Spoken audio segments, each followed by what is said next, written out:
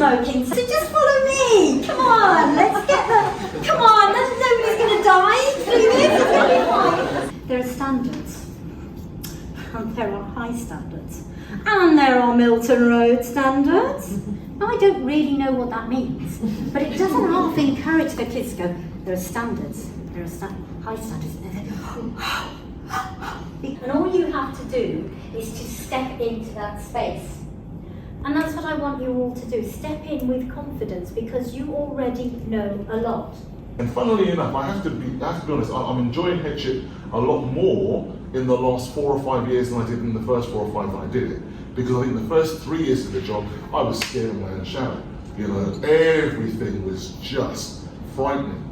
Then, how much energy am I going to spend worrying about it? I can't control it. I can't do anything about it. So I just need to let it play out and try and figure out a way to resolve something at a later point. I quickly realised that showing a bit of humility, I think, goes a long way. So I wish somebody had said that to me. I wish somebody had said, you know what? Yes, we have appointed you because you were the best candidate on the day and we think you're going to be amazing.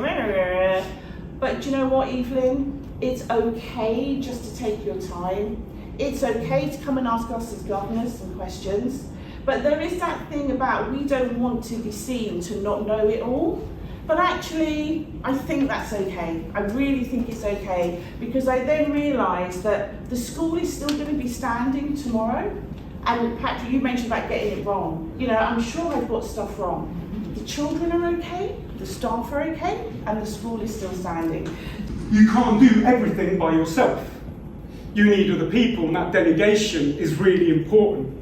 Really important. Do not think for 1 second that you are the saviour of the school, because you are not. You're there to facilitate and orchestrate. It's not about you, it's about empowering everybody else. I wish I'd known all of these things. I didn't. Stop you there. Particularly because I don't want you to overshare. Starting headship, if you can see things that are coming that you know are going to be difficult for you, have a plan. I knew this term in term 6 was going to be really, really difficult for me because I've got a lot of stuff on. I'm cramming a lot of things into my work at the moment. I'm working very long hours, which I don't like doing. Some of it through my own choice. So I went away in half term. I don't normally do that, but I made that conscious choice. I'm going to go on holiday in half term to a fly and flop. I'm not going to do anything but read rubbish books and come back refreshed so I can get through term 6, and it's working. I hate the whole adage of don't smile at the children, you know, when you first teach. I hate that adage. Actually, I don't think that's right. I think it's the same thing for headship. You know, you're allowed to show a little bit of vulnerability and humility. Just position yourself in a space where they can see who you are, why you're there, what your hopes and dreams are for the school.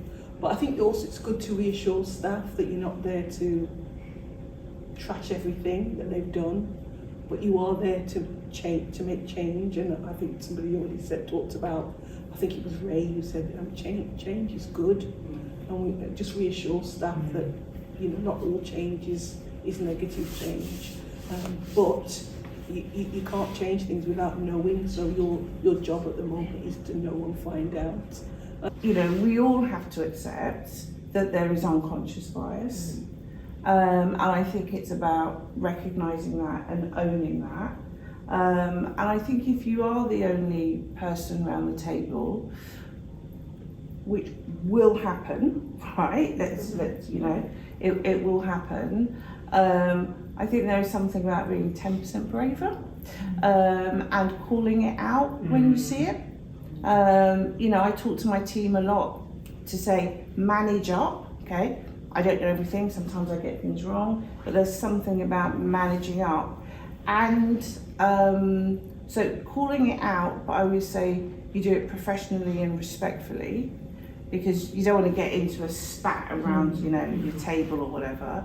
And remember that there are policies, we've spoken about policies quite a lot, but there are policies there to protect us and to protect everybody.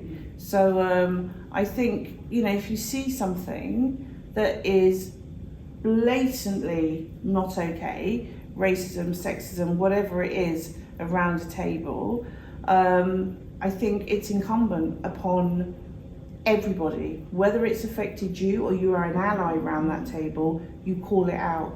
You don't let it go unchallenged, because we'll never move the dial. We'll always be where we are. Is that the space has to be safe, the psychological safety to be able to call it out, because it's tiring. It's exhausting. It's the leaders who get the most out of their people are the leaders who care most about their people. And as Ray, I think, said, she quoted the Maya Angelou quote, which is fantastic. It's about how you make people feel. That's what people remember, is the way you make them feel. It's those interactions in the corridors, the interactions in the office, the interactions in the classroom. Every tone, every body, every movement you make is picked up.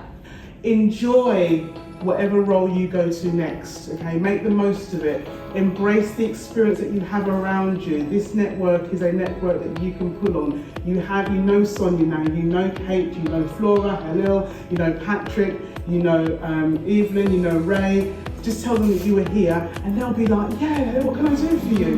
Because we've built this network now.